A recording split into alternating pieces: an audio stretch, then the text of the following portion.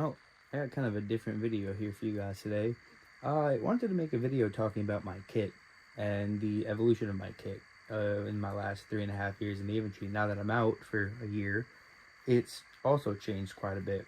So let's go over the first thing right here. The first thing that I'm running is a Ops Corps Maritime Fast MT helmet. There you go. Fast ballistic helmet by Ops Corps. And then I also have a pair of peltors on the arc rail adapters. These arc rail adapters kind of terrible, but I got those. And then of course I have my old camo band, but I'm blocking out some of the personal information. My call sign and my old roster number, never got that changed. But it's a pretty great helmet, honestly. I do not regret it. I think it's a great helmet. It's light, and it's definitely more comfortable than the ACH. Plus, having the arc rail adapters for the peltors is just absolutely amazing. Way better. As a mortarman, we never had these, and you would just get such pain from wearing the peltors under your helmet for hours. Well, let's go over the next and most obvious thing, the kit. What I have here is a rlcs mbav kit. Now, I'm still building it, and it's very difficult to find the pouches for them. When you do, they're very expensive. But let me go over what I have now.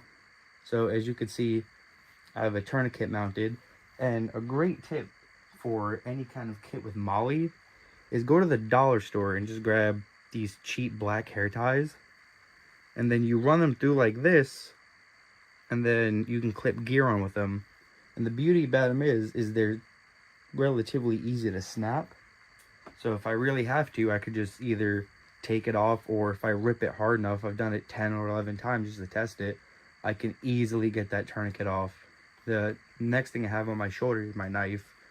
It was always very convenient as a mortarman to have your knife on your shoulder, especially for breaking down all of the rounds and cleaning up all of the garbage, everything like that. It just made it go so much easier. You can cut up all the small garbage bits and fit them in so many less bags. But for now, the only things I really have on it are the cummerbund system, and I have these shoulder pads. I believe they're called the MASP shoulder pads. And also, a little modification that I did to the inside is I just put a piece of tape, and on that tape I put my call sign, my religion, my blood type, and my allergies, just in case. You never know when you're gonna need it. And I also have an ammo can standing in for me to keep that up. But let's go over my rifle. Alright, sorry about that. There's some loud noise in the background, but let's get back to it. So my rifle, I'll see if I still have a picture of how I had it once I originally got to my unit and I was still a rifleman. I'll put that up on screen now. But eventually, what I wound up doing is, when I was in, I had the M68 CCO, and I really enjoyed it, but I also really like the ACOGs, so I wound up going out and picking up a decent ACOG, and I also changed out the pistol grip and the stock on it. I can't remember which ones I used, but it was a lot better than the default. The base rifle itself is a lwrc in 5.56, and it's all M-lock, and I also threw on a cheap little stubby grip. I like them so much better than those Gripods that we had, or the other vertical foregrip. I can't remember what it was called.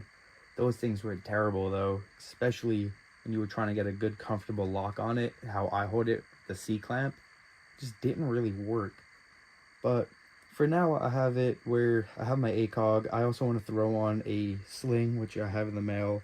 I want to get a canted RMR possibly, or maybe just 45-degree irons. I'm not exactly sure. Let me know what you guys think on that.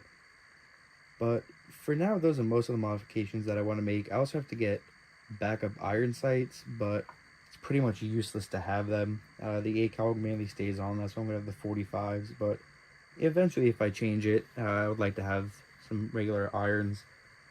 Most of the mags that I run are the Gen 3, I believe, mag pulls.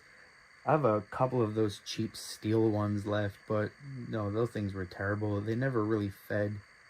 But some of the things that I really want to do is, especially for the kit, I want to get the rlcs signal pouch and the mat pack for now. And at least I will be in a better place with it.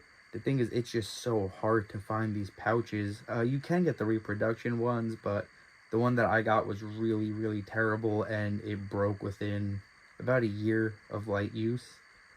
And I would like to get a decent one that would last for a bit.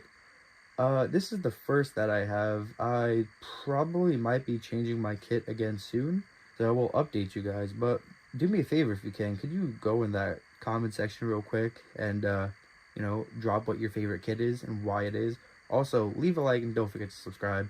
It really helps me out, and not many of my viewers are actually subscribed to me. I think it's about 0.9%, so any little bit of support you guys can give me really helps. Well, I hope you enjoy the video. Thanks for watching. Have a great day, everyone.